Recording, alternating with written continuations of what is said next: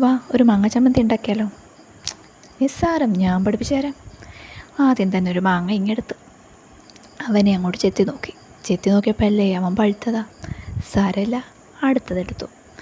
അവനെ തണ്ടൊക്കെ ചെത്തിക്കളഞ്ഞു, ചൊന ഉള്ള ഭാഗം ചെത്തിക്കളഞ്ഞിട്ട് തൊലിയോടുകൂടി തന്നെ ചെറിയ കഷ്ണങ്ങളാക്കി ജാറിലേക്ക് ഇട്ടു. ജാറിലേക്ക് ഇട്ടതിന് ശേഷം ഇനി എന്താ വേണ്ടേ? വറ്റൽമുളക്, 4 വറ്റൽമുളക് എടുത്തു. ഇവിടെ എരി കൂട്ടുന്ന ആൾക്കാരാ, ഇതൊന്നും കുഴപ്പമില്ല, ഇതൊക്കെ പൊക്കോളും. അങ്ങനെ വറ്റൽമുളക് തണ്ട് കളഞ്ഞ് ചെറിയ ചെറിയ കഷ്ണങ്ങളാക്കി പിച്ചിക്കീറി ജാറിലേക്ക് ഇട്ടു.